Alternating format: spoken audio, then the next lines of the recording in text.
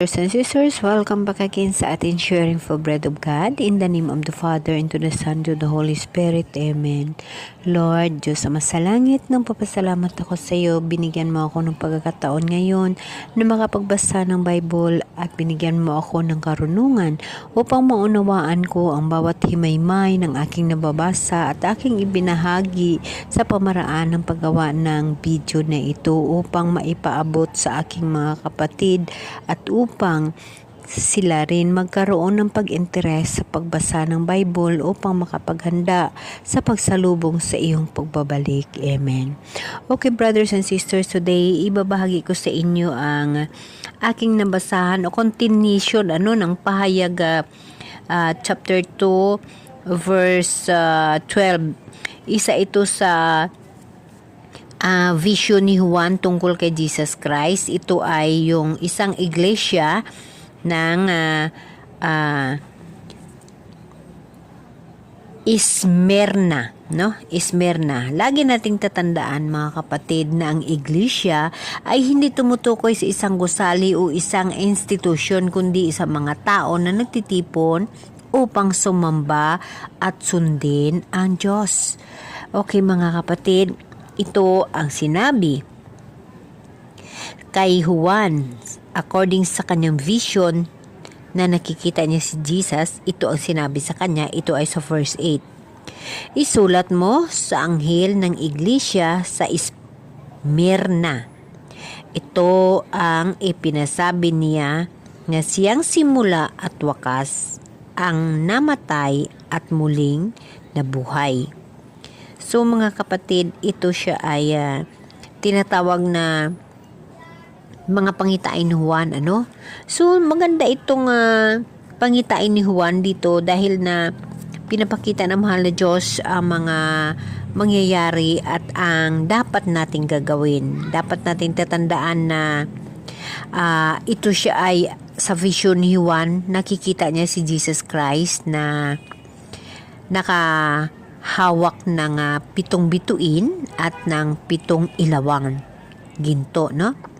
At ang mga meaning nitong 7 bituin ay mga anghel ng 7 iglesia. Ang 7 iglesia, ito sila ay ang mga ilawan. Ito sila ay isang grupo, no? Kasi hindi naman nakabase ang iglesia sa isang gusali o isang institusyon, kundi sa mga tao na sumasamba sa Diyos. So, ang pinakita ni Jesus Christ kay Juan ay ang 7 anghel. Ito siya ay tinatawag na mga anghel na nagtuturo sa 7 iglesia. Ang iglesia ay ang mga tao na nampalataya sa Diyos.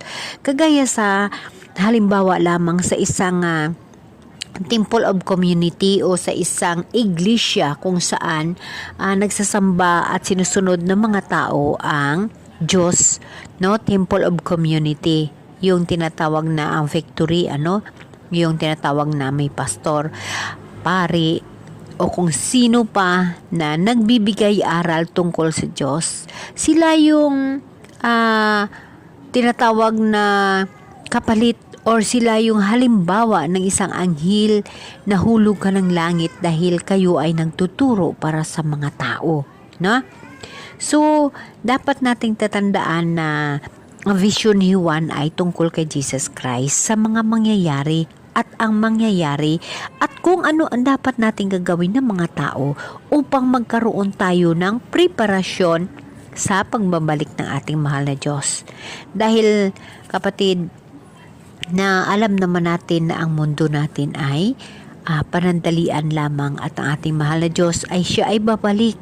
Babalik siya upang maghukom sa mga minatay at sa mga buhay, na kung saan tayo ay makatanggap ng buhay na walang hanggan kung tayo ay magtatagumpay, no?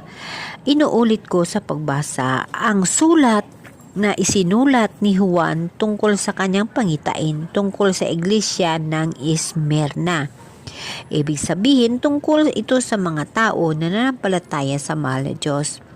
Kaya nga napakaganda, mga kapatid, kaya nga lagi niyong tatandaan na hindi ho tayo mailigtas ng Temple of Community, no? Kundi ang mga laman ng puso natin at kung anong ginawa natin sa bawat tao. Dahil kapatid, para sa akin, ang 7 iglesia o mga 7 nanampalatayang grupo sa Diyos ay ito sila yung mga tao sa mundo na sa temple community. So may 7 na yun ang bibigyan ng mensahe ng anghel o mayroong mga leader na nagbibigay paliwanag sa nagsasamba, no? So ipagpatuloy natin. Ito ang sinasabi niya na siyang simula at wakas, ang namatay at muling nabuhay. Nalalaman ko ang mga pagsubok na dinaraanan mo. Alam kong mahirap ka, ngunit ang totoo'y mayaman ka. Nalaman ko rin ang mga paninirang puri sa iyo na mga nagpanggap na mga Hudyo, ngunit ang totoo'y sila'y mga kampo ni devil. Huwag mong katakutan ang mga pag-uusig na malapit mo nang danasin. Tandaan mo, ipabilanggo ng devil ang ilan sa inyo bilang isang pagsubok.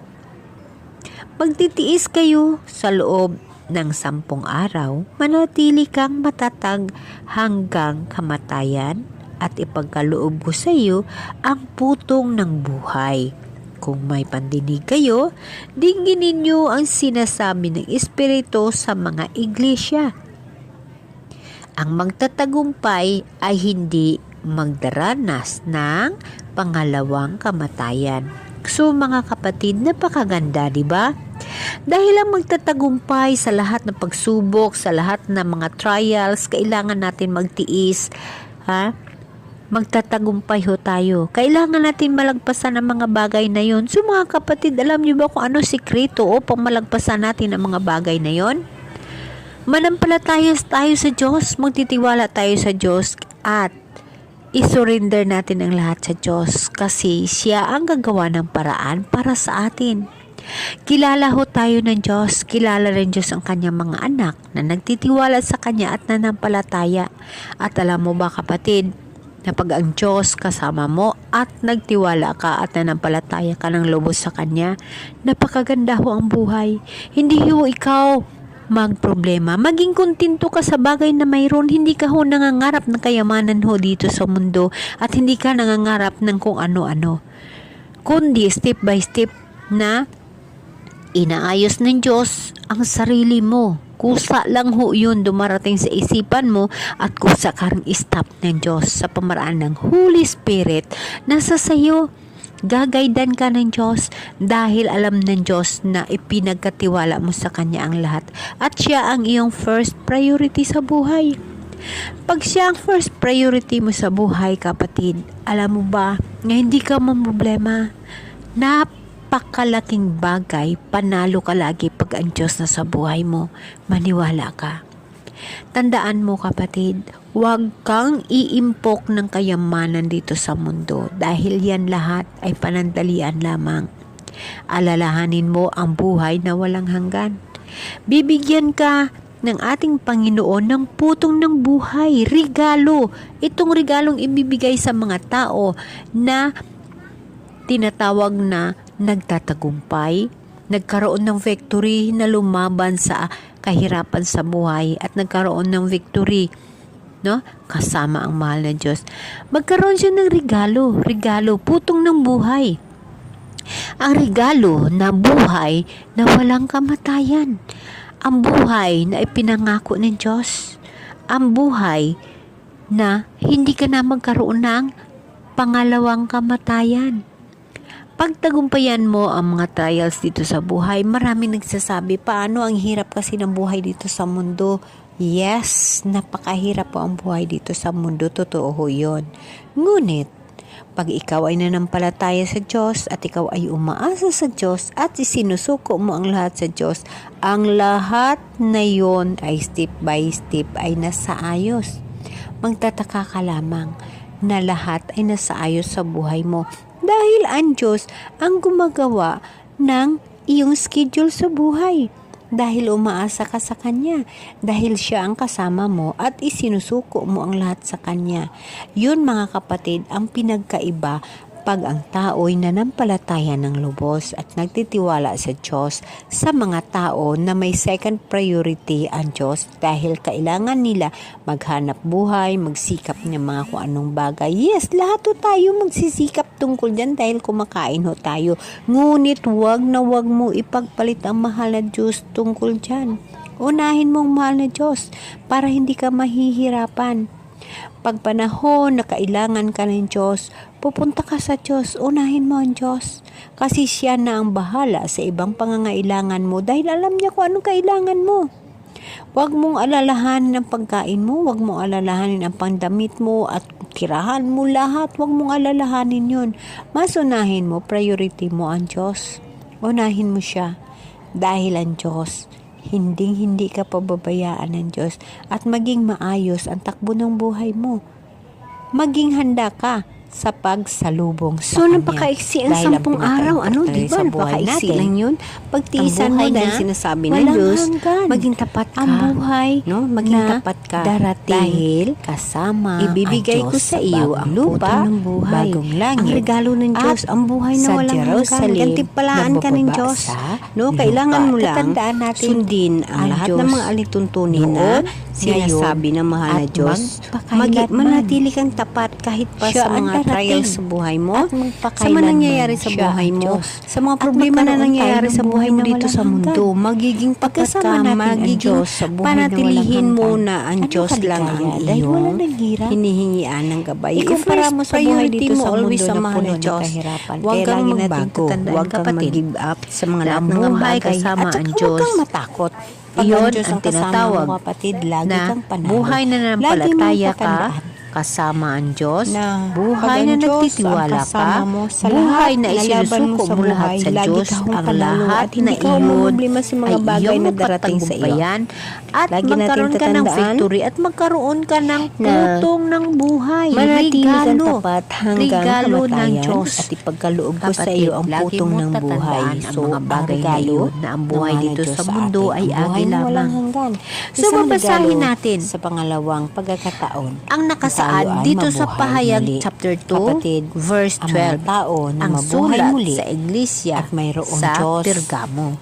Isulat sure mo sa anghel na na makasama iglesia natin sa ang Pergamo. Diyos Ito sa buhay ang na ipinasasabi ng may Kapatid, hawak lagi mong na tatandaan matalas na dito sa tabak mundo, na lahat ng dalawa trials, ang lahat talib. ng problema, lahat ng Kapatid, lagi natin pangangailangan ng tatandaan na tawhanon sa itong sanlibutan. vision ni Napakahirap. Juan tungkol kay Jesus Ngunit, Christ, lagi ito ho mong yung tatandaan mangyayari ang ginawa ng at Diyos ng ito langit at talaga lupa ang mangyayari lahat ang na darating, yun, no? nasa Kanya Ito na. talaga. Kaya ang Kaya problema mo, lagi natin maliit lang ho yun. tatandaan na ang Ang Diyos kapalit lamang ay ng pagtitiwala babalik mo at paghingi mo at sa Kanya ng maghukom sa buong buo. mga First tao. priority mo, hindi Lagi sa natin mahal na Diyos. tatandaan Lagi mong na tandaan sa pagbabasa natin na sa Bible, ang future maunawaan mo natin ang sa mga langit, bagay na ang ginagawa ng paghahandaan Diyos mo, sa ang future atin. mo sa Lalo pagsalubong pa sa mahal pag na yung Diyos. guide ng Espiritu Humingi ka ng Santo gabay, ng humingi Holy ka na Spirit na sa sayo, araw-araw sigurado na maunawaan gabay mo mula ang sa bawat Espiritu himaymay Santo na ng Diyos na nakasaad iniwan sa sa atin na Biblia. nandyan sa puso mo, nandito So, sa puso ko, nandito sa puso ng Ang lahat. dalawang tabak, Ang Espiritu ang Santo talib, ng Diyos na kasama ito ang natin sa nakikita ni Juan oras-oras at sa kay nakakita Jesus Christ. at nakabasa Ipagpatuloy na natin. kung ano Nalalaman tayo. kong Kilala nakatira tayo ng ka Diyos, mga sa kapatid. kinaroroonan ng Kilala luklukan ho ng tayo ng devil. Diyos. So, dapat Ganun mo pa man, laging nanatili natili ka kang tapat sa akin. Kung ano man ang Hindi mga mo dinaranas mo, tinalagdan ang harapin iyong mo yun. pananalig sa Ha? akin. Lagi Kahit mong tatandaan, huwag kang mag-give up. Si Antipas Dahil na kahit tapat mahirap kong po lingkod tayo ay patayin sa lupang diyan ito, sa bayan, sa duta na ito, mong sa titirahan tawhanon na buhay, mayaman naman ho tayo Di sa devil. espirituhano na buhay. So, napakaganda, di ba? Amen. Kahit pa, patayin man ang kung sinong tao na